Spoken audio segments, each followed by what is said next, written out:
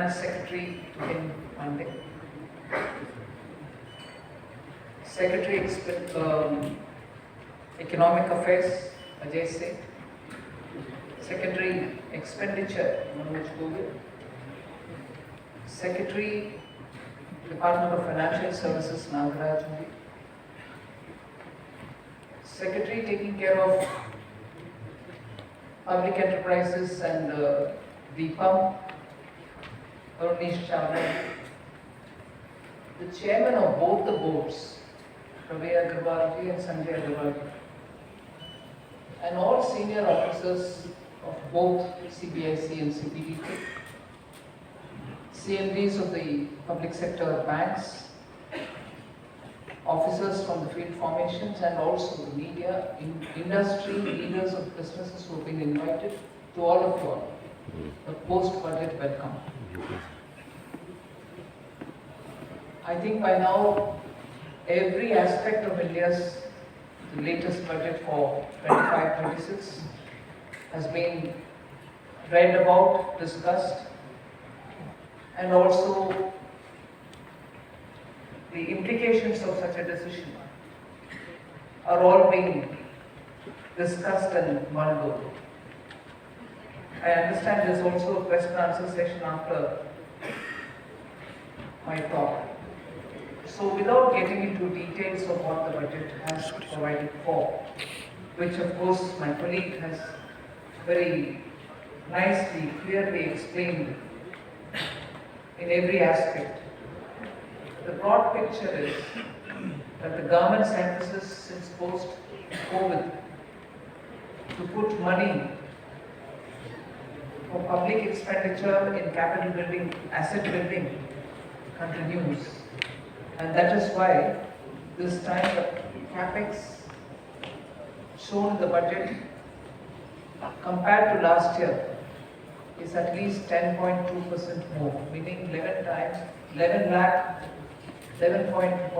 lakh crores was in the July budget, starting from the voter account budget for the year 24-25. And now, if I add the public sector enterprises' own resources, not from our budget, putting their own resources into capital asset building, our 11 lakh, over 11 lakh of 24-25 has itself gone to 11.21 lakh crores, and with about over 4.5 or 4.8 lakh crores by the public sector enterprises from their own resources. From the public sector enterprises of Government of India and the Government of India budget put together, closer to 16 lakh crores is what is going for capital expenditure. And therefore, I would think the emphasis, or any reason for people to think that the emphasis has shifted from capital expenditure towards consumption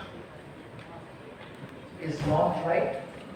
It is true that we've enhanced the capital expenditure budget and simultaneously given some concessions through reduction in tax, particularly personal income tax, for people who would want to spend or save or invest.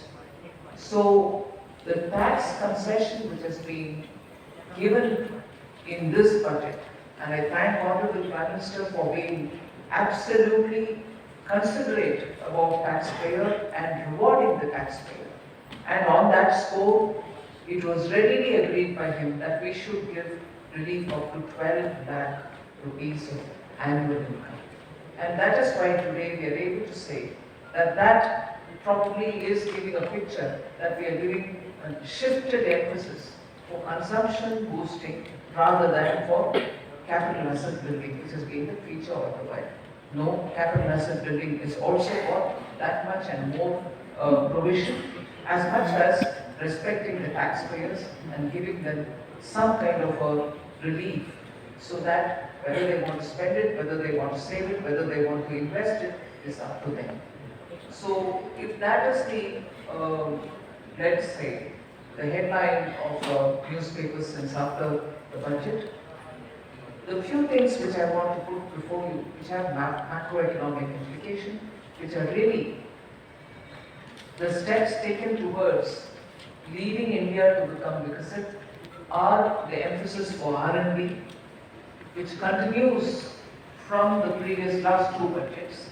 We are giving money for creating that kind of a fund from or using that when monies are raised from the market. You are going to have more than 1 lakh crore for supporting R&D, even driven by private agencies. So government together with private research bodies would want to build that momentum on research, particularly in science and technology related matters, medicine, especially in STEM. That doesn't of course deny anybody else who wants to come up with a credible proposal for R&D. Equally, we have kept the steps on reforms going, whether it is for manufacturing through the PLI, whether it is for removing the stress on businesses to do compliance. You know the numbers, more than 1,500 laws have been, archaic laws have been removed from the ledgers. Similarly, more than 40,000 compliance norms, rules, regulations have also been completely removed. And this is happening at the central level. I expect, seeing the advantage that such a thing gives in the minds of businesses, even state governments would come forward to remove such stressful compliance-related regulations which have been on the records for a long time. So the reforms for boosting manufacturing, reforms towards ease of doing business, reforms also to make sure that the social infrastructure is ready so that people do not have to run around to get their basics, are all being kept in place. With this, we will stop. The reform momentum shall continue. Newer areas are also being opened up. That is why, since the last 2 years, we are finding investment coming for space sector, investment coming from nuclear energy sector, and together with having announced the policy, we are not sitting back and watching, we are also going further to come up with a small modular reactor which will bring in the nuclear energy to different parts of the country and not be one colossus big unit somewhere, but elsewhere where the power requirements are going up. It takes time for the grids to come in place. So the small nuclear, small modular reactors will be able to give us that energy security which we so require, particularly with more and more data centers coming into India. They are going to be guzzlers of power, but they are also going to be givers of jobs. So we need to support them. We need to give them the required energy that they may need. Other than this, I was glad to see that one of the recipients of this MSME guaranteed loans, which is sovereign guarantee, loans being given to also people who are in the area of critical minerals. In critical minerals, today India is doing a lot of forward and backward supporting of the system. We are signing MOUs with very many countries, from where imports of critical minerals which we don't have in this country is made possible. Customs and duty regulations have been simplified for them. In fact, a list of, if I know correct, 24 critical minerals have been exempted from duty so that they can be imported, so that our MSMEs which we could require them for their businesses can get them at affordable prices.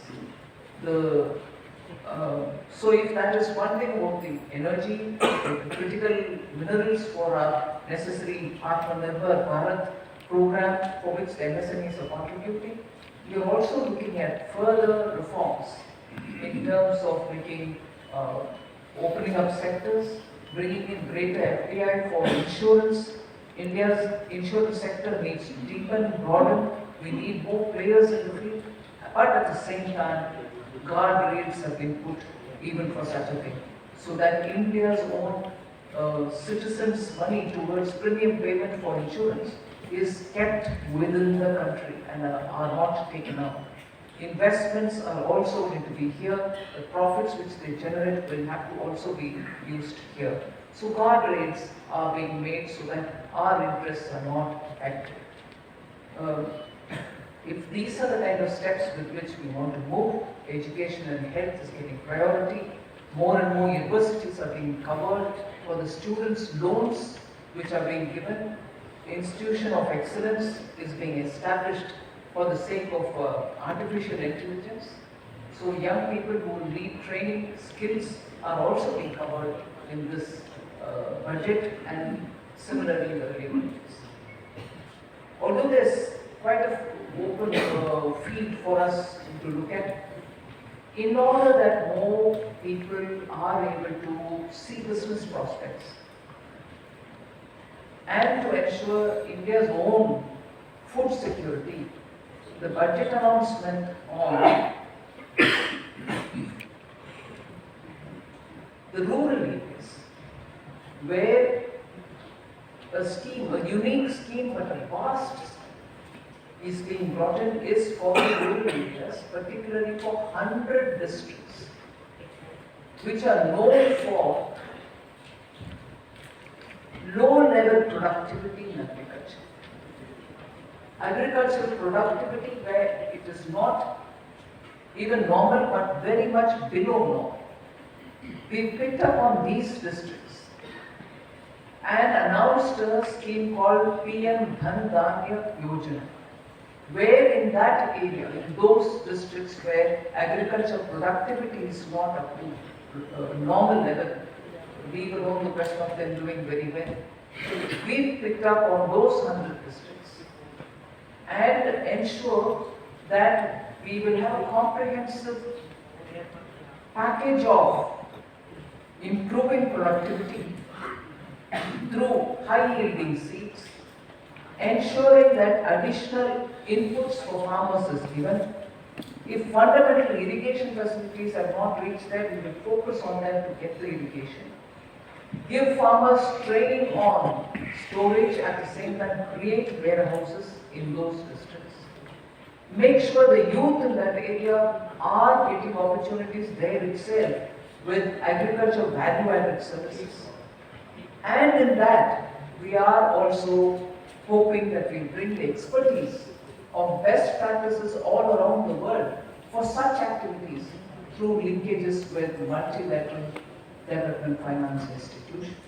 So the example that I've given is one, of course, that's one of the biggest schemes in this budget.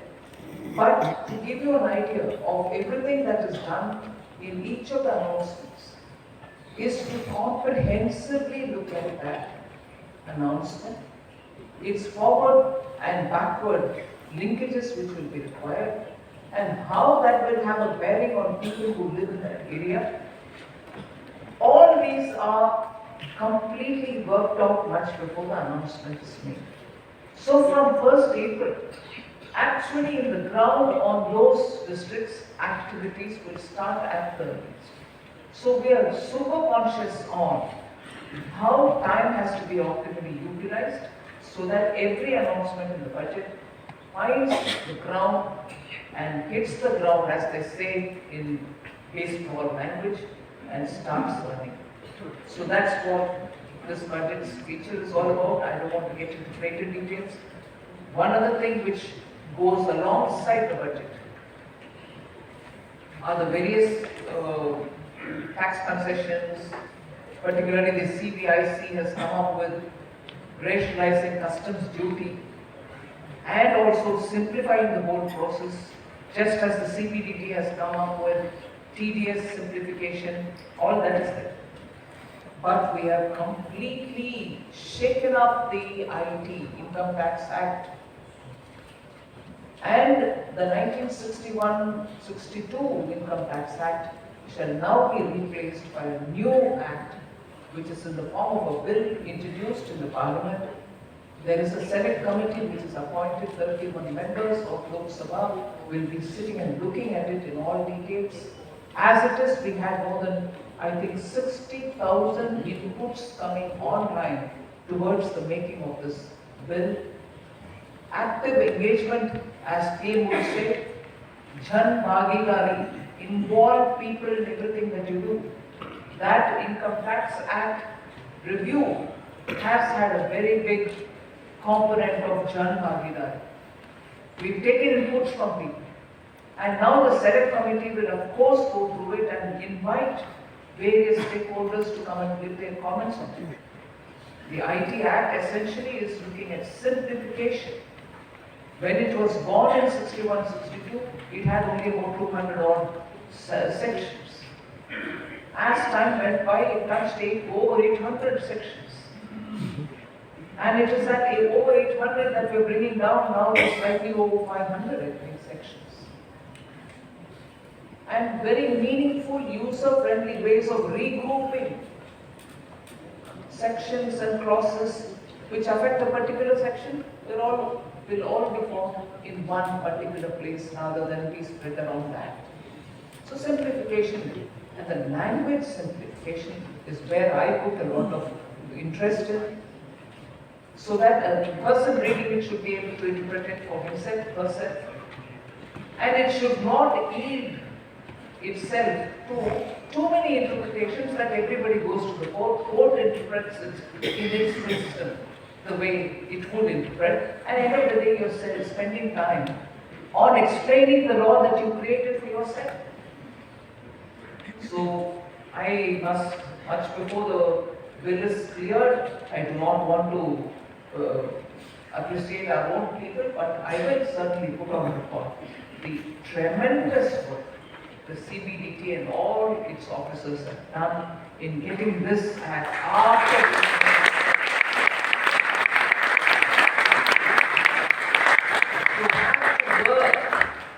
since after the July budget saying we will simplify the Income Tax Act and come within 6 months with a new one has involved every officer in the CBDT to work night and day, and that is the product which is now on the select committee. Similarly, the CBIC has done immense lot of work in making sure the basic customs duty and the reason with which you would want to bring it or expand it have all been done with meticulousness, and I appreciate the CBIC and its team for having done extensive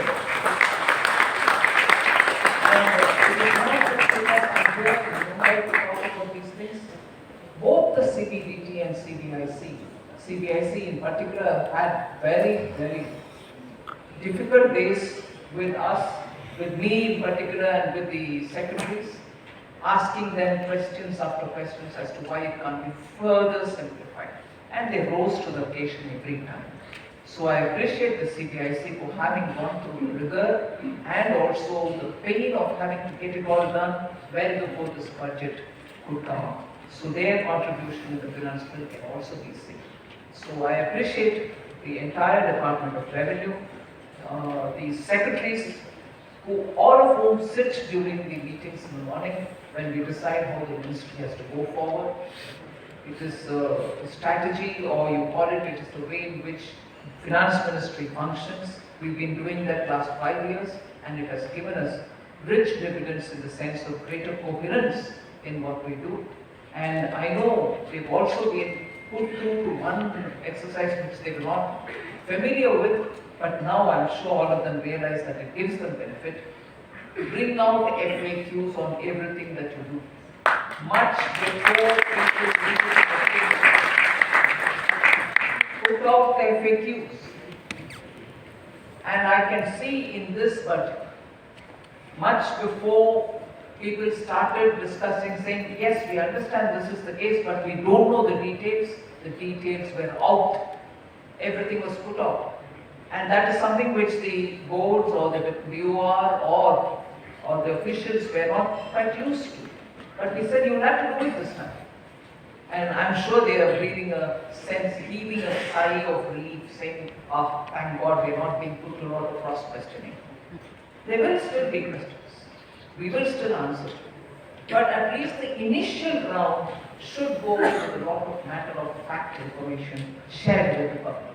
And that's what they did, and I think for that I owe them a big thank you.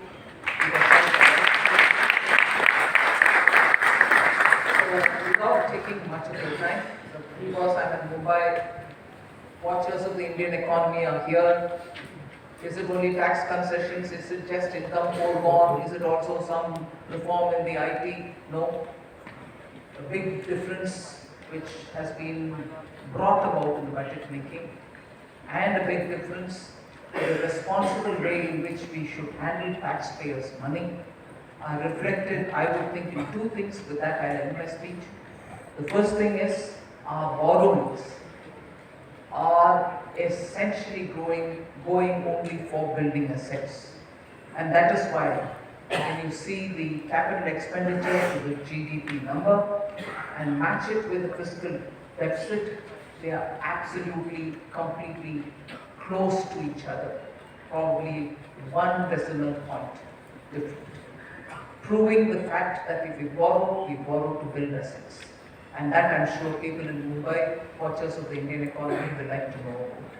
So I thought I'd say that first. Second, since the July budget, the announcement that we follow the fiscal deficit path, the glide path we announced, we have followed it this year, and we shall follow it till the next year where we have said below 4.5 is where we will reach. We shall reach it. I've said that we will reach it. Equally, from now, we are also going to be focusing on the debt to GDP, because as you would all recall, 7 years ago you had a report coming which said India's GDP, debt to GDP, will have to be brought. And that is one of the important things with which India's finances will have to be handled, learning from all the experiences of Prime Minister Modi as Chief Minister in the state, and later known for his fiscal prudence. He's been guiding us. The debt to GDP by 2031 will come down to 50% plus minus 1. This is a commitment we've given in the budget. Every measure will be taken to bring down debt. And that is something which we owe to the country. We need to have a country responsibly run, at the same time not affect any of our education, nutrition, health, hospital services, and of course asset building in terms of connectivity, internet connectivity, road connectivity, and every other port, enhancing our capacities and so on. All this will be done. So coming first, immediately after the budget, to Mumbai is now a very holy and sacred duty. The entire ministry is here. We are here now to answer your questions. Thank you very much.